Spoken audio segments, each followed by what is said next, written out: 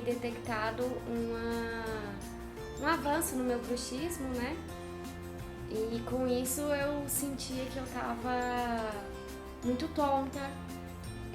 Já tinha frequentado vários médicos para saber o que seria. E o Dr. Kroner acabou descobrindo que essa tontura que eu tinha era só um desencaixe da mandíbula.